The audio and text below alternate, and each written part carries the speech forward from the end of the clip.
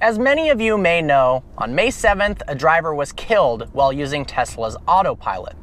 A tractor trailer pulled out in front of him, and the car did not react. This is obviously a huge tragedy, and my prayers go out to the family of the deceased.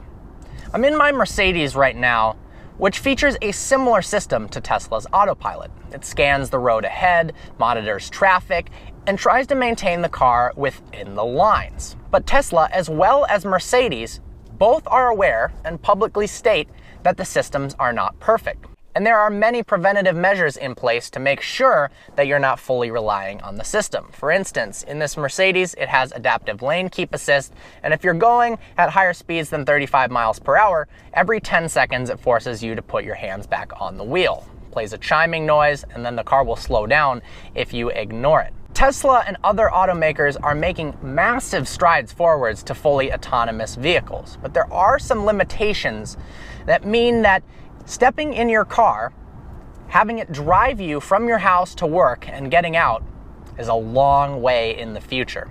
Tesla has pointed out that over 130 million miles have been traveled using Tesla's autopilot, and there's only been one death.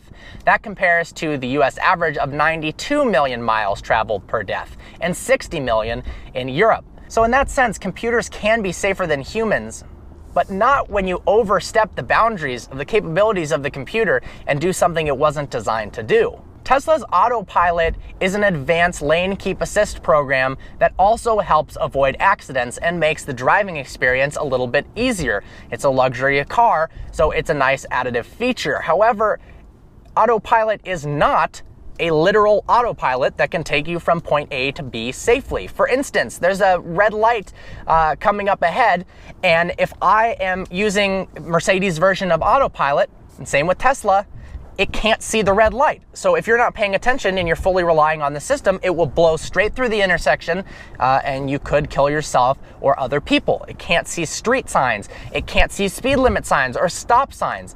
And in some instances, it can't see quick moving objects that come seemingly out of nowhere that potentially a human with your peripheral vision and quick reacting skills would be better at reacting to than a technology that's just getting started. This is in no way Tesla's fault. It's simply user error. Apparently, the driver may have been watching Harry Potter at the same time Tesla was using autopilot. To be honest, that's a pretty foolish decision. Cars eventually will reach full autonomy, and I very much am in support of it. As an enthusiast, obviously, self-driving cars aren't going to have a huge place in my life, but there are instances where they make a lot of sense. For instance, you can catch up on work during your commute to and from work. You can take your vehicle home from a bar, so it reduces drunk drivers. There's plenty of instances where it makes sense. This can't happen, though, until all the cars on the road, as well as traffic signs and potentially the roads themselves, can communicate with one another. If there were two autonomous vehicles in this situation, let's say the Tesla Model S 30 years in the future and the tractor trailer, that were able to send signals to one another and communicate, most likely this crash wouldn't have happened. Computers are very smart, but there are limitations. However, if they were able to talk to each other and it seemed that one car was pulling out in front of another, likely they would sense that and the tractor trailer would have backed up.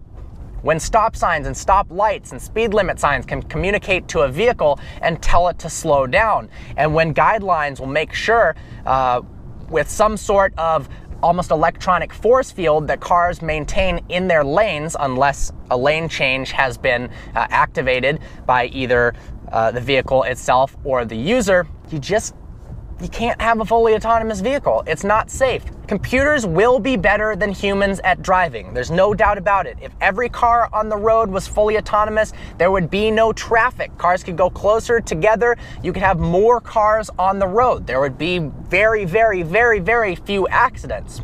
There are, of course, moral problems. For instance, when an autonomous vehicle causes a crash, now the one that just happened is a little bit more cut and dry. But if an autonomous vehicle causes a crash and severely injures people, and the occupant was paying attention, whose fault is that? Is that Tesla's fault? Obviously, in this case, it was not. Is that the user's fault? Is that the fault of the service or maintenance place that last saw the car, that's where it gets really, really dicey. And that's why I think it's going to take a while for full autonomy to really come into play. But I am excited for the future when that is a full possibility. I'm very sorry for the loss. Tesla, keep doing what you're doing. I'm sure maybe this will even lead to advancements in Tesla's autopilot and the cars will get better.